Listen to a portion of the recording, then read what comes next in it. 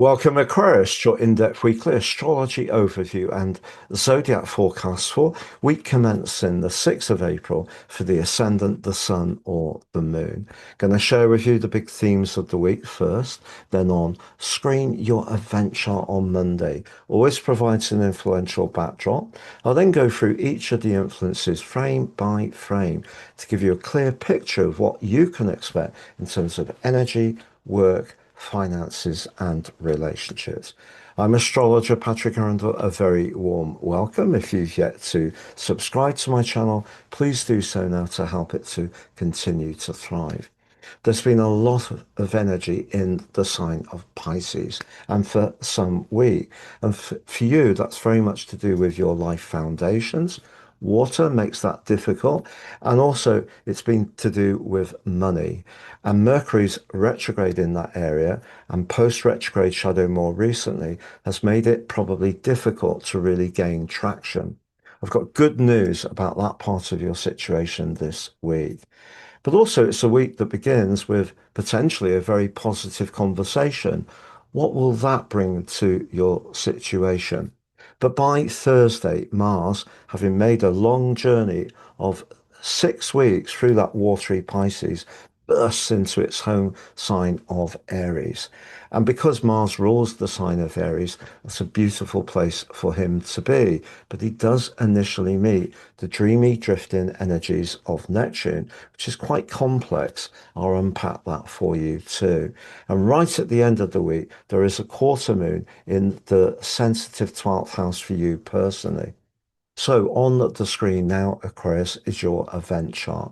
The moon's in the part of your chart that's very much to do with friendship. And in the free-spirited Sagittarius, it may be that you are in the mood to get in touch with someone you haven't spoken to for a while.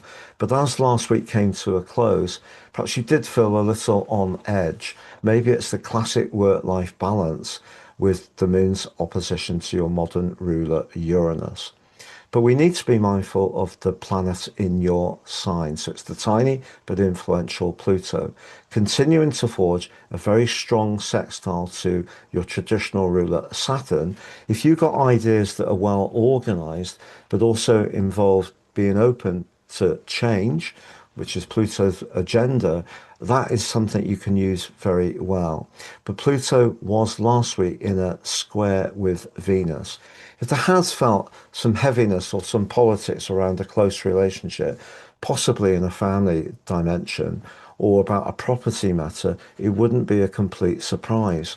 But just to reassure you about that positive conversation, the sun's in a square with Jupiter.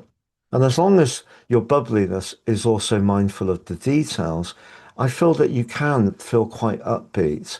And also, Mercury, which linked so fabulously well to Jupiter last week, they're still very much in touch. So I think some better news around finances can come, but it may be something that you've been working on that starts to really show its qualities because Mars is linking brilliantly to Uranus right at the heart of this week on Wednesday. But from the beginning of the week, that inertia that may have been so prevalent pretty well since the start of February can start to just soak away, which is encouraging. But then on Thursday, Mars moves into Aries. Now, ordinarily, the 6 weeks of Mars through Aries can be a rip-roaring time, and you're definitely going to benefit as Mars links back to Pluto. The drive and determination and willpower you will develop will be incredible, but perhaps not this week, because initially Mars is met by the drifting, dreamy Neptune. And there may be something that you can articulate with passion, Mars, and also with a degree of sensitivity, Neptune, and a great deal of imagination that someone will be very receptive to. But if you do feel a bit washed out at the end of this week, it wouldn't really be a surprise, to be honest. The third house is the nervous system potentially. Also, the moon moves forwards at the end of the week, comes into house 12. That can be a need to just step back, reflect a bit, but it's in a right angle with the sun in the chatty third house. By the end of this week, it's not a good time to spend time with people you don't like very much. I think you're going to soak up the energy of those people much more uh, cutely.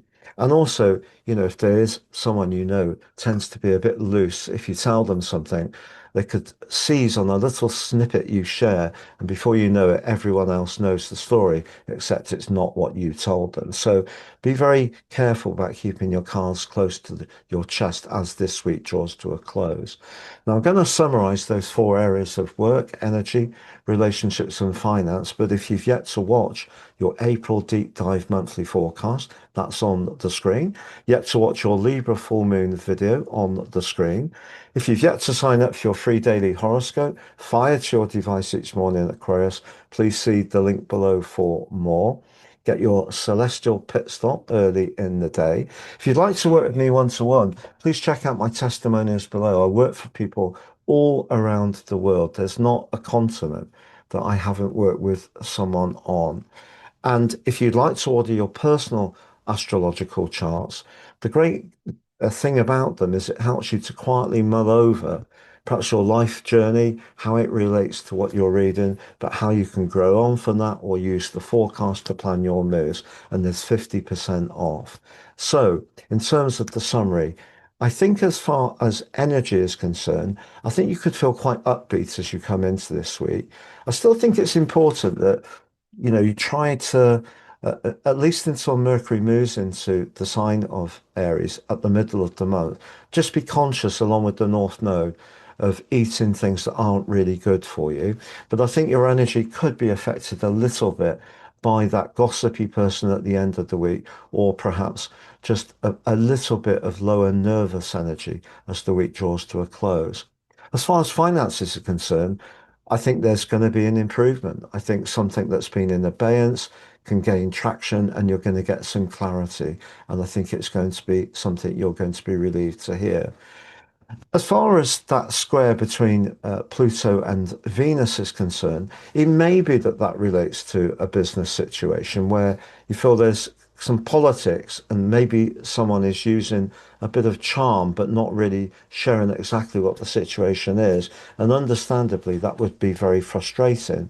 But one of your great gifts is your ideas, and your ideas are going to gain traction a lot once Mars gets past Neptune and initially Saturn, which can create some frustration, but also can just make you very focused on punching across your ideas. So I think generally finances and business are going in the right direction. But as far as romance in its unique format, so apart from the rest of the chart, I think what you're really craving for at the moment is a connection that really stimulates your mind. I hope you have a great week, Aquarius. Wishing you all the best and goodbye.